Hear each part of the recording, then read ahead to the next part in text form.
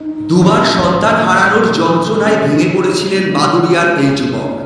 তখনই মহাদেবের শরণাপন্ন হয়ে মানত করেন, সন্তান যদি সুস্থ থাকে তবে দণ্ডি কেটে পৌঁছাবেন কেদারনাথে। এবার সেই মানত পূরণ করতে তার এই দীর্ঘ তপস্যার পথ। বাদুড়িয়া থেকে কেদারনাথ পর্যন্ত এভাবেই এগোবেন শম্ভু, সাথে নিয়ে মহাদেবের আশীর্বাদ। শম্ভু কাহার একজন আদর্শ পিতা। তার জীবনের সবচেয়ে বড় লড়াই ছিল নিজের সন্তানের সুস্থতা। এর আগেও দুবার সন্তান জন্ম দিয়েও সন্তান হারানোর যন্ত্রণা ভোগ করেছেন তিনি আর তার স্ত্রী।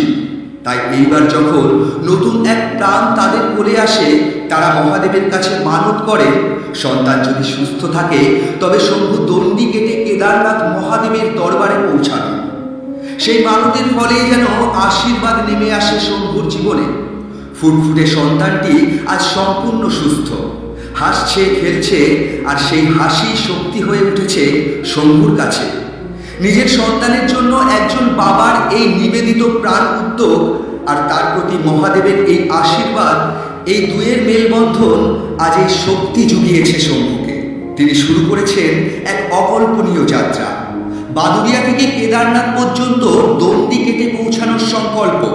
আজ সকালে তাকে দেখা গেছে অশোকনগরে। বৃষ্টি বাদলা উপেক্ষা করে রাস্তার উপর দিয়ে দণ্ডি কাটছেন। শুধু একটাই লক্ষ্য, মহাদেবের চরণে পৌঁছানো। রাস্তার পাশে দাঁড়িয়ে মানুষ বলছেন হর হর মহাদেব, যেন ঈশ্বর আর জনতার আশীর্বাদ এক হয়ে পাশে দাঁড়িয়েছে শম্ভু। আমি বৃহস্পতিবার 11টায় বেরিয়েছি। আমি যাবো হলো কেদারনাথ। এবার 2000 কিলোমিটারে 50 কিলোমিটার এদিকে ওদিকে হবে। হ্যাঁ, 2000 কিলোমিটারই রাস্তা। আমার আইডিয়া তবু তো 2 বছরের নিচে লাগবে না, বেশি লাগবে একটু।